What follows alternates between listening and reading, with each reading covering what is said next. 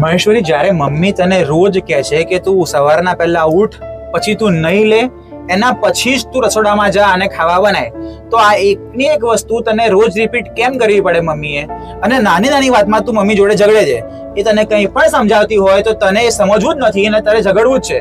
જો આવું જ ચાલ્યું ને મહેશ્વરી, તો આપણું લગ્ન નહીં ટકે. તું લખીને રાખ, અને પછી એના માટે તું મને જવાબદાર ના ગણતી. તું જ જવાબદાર છે એના માટે, યાદ રાખજે તું આ વસ્તુ.